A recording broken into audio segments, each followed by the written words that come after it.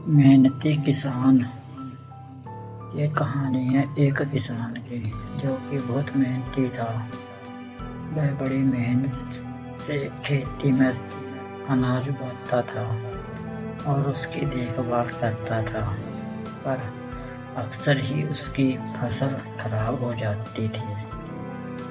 दोनों किसी पेड़ के नीचे बैठकर अपनी बर्बाद हुई फसल को देख रहा था और तभी वह गुस्से में आसमान की तरफ देखकर भगवान से कहता है कि मालिक, आपको सब बहुत महान मानते हैं और सबसे ज़्यादा ज्ञानी मानते हैं। कहते हैं कि आप सब जानते हैं, लेकिन मुझे ऐसा लगता है कि आपको कुछ भी नहीं पता। मुझे ये लगता है कि आपको तो ये भी नहीं पता होगा कि फसल कैसे होती है।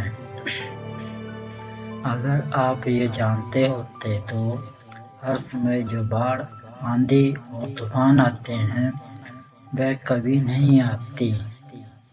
आप नहीं जानते कि कितना नुकसान उठाना पड़ता है हम किसानों को। अगर मेरे हाथ में शक्ति होती कि जैसा मैं चाहूँ वैसा मौसम हो जाए, तो फिर आप देखना मैं फसल को कितने अच्छे तरीके से उगाता हूँ। तभी उतने में ऊपर से एक आवाज़ आई, ले, मैं तुझे ये ताकत देता हूँ कि आज से तू जैसा चाहे वैसा मौसम करके अपनी फसल को उगा सकता है और अपनी फसलों की हिफाजत कर सकता है। 1-2 दिन गुजरने के बाद किसने फिर से अपने खेत में गेहूं की फसल उगाई। अब किसान के पास तो शक्ति थी, वह जैसा चाहे वैसा मौसम कर सकता था। तो किसान ने आंधी, तूफान और बाढ़ कुछ भी उसने अपने खेतों पर आने नहीं दिया। किसान ने अपनी फसलों को बर्बाद होने से बचाया और उस साल उस किसान के खेत में ऐसी फसल हुई जो पहले कभी नहीं हुई थी।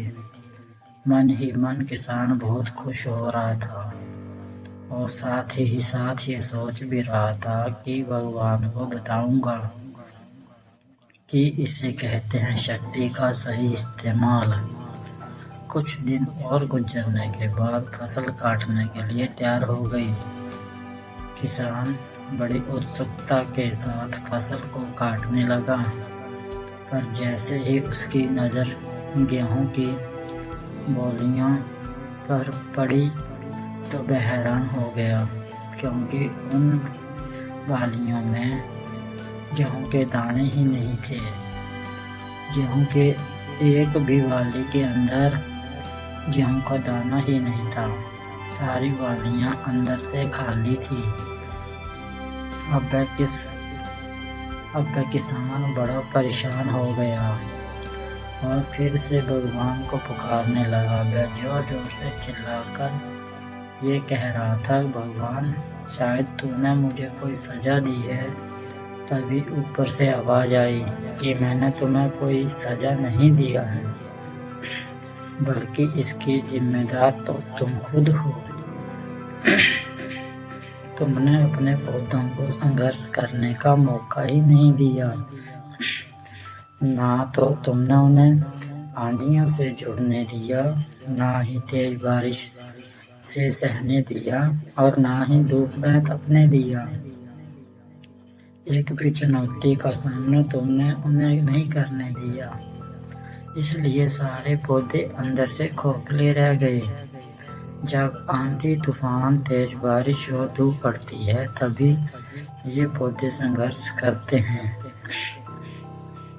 और इसी संघर्ष से ताकत पैदा होती है, जिसमें पावर होती है, एनर्जी होती है और इसी संघर्ष से गेहूं का दाना बनता है।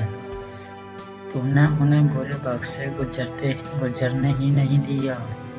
जहाँ उनका बनावट होता सारी वादियाँ इसीलिए खोखली रह गई क्योंकि तुमने अपने पौधों को संघर्ष कराया ही नहीं। सेम यही चीज़ दोस्तों हमारे साथ भी होती है। इस कहानी से हमें ये सीख मिलती है कि बुरा वक्त जो होता है, जिसे लोग संघर्ष कहते हैं, स्ट्रगल कहते हैं, यही से एक इंसान की तरक्की होती है। आपको पता होगा कि जब एक डायरेक्टर कोई मूवी बनाता है तो डायरेक्टर सबसे डिफ़िकल्ट रोल अपने बेस्ट एक्टर को देता है। तो जब भी आपको ऐसा लगे कि आपकी ज़िंदगी में तकलीफ़ है, बहुत ज़्यादा प्रॉब्लम है और आपकी किस्मत ख़राब है, तब खुश हो जाइए क्योंकि उस भगवान ने ये सारी प्रॉब्लम आपकी लाइफ में ही क्यों दिया है, क्योंकि उसे पता है कि आप इन सब को पार करके आगे निकल सकते हो। और ज़रा सोच कर तो देखिए कि अगर आपकी ज़िंदगी में कोई प्रॉब्लम ना हो, कोई संघर्ष ही ना हो, तब ज़िंदगी जीने में मज़ा ही नहीं आता।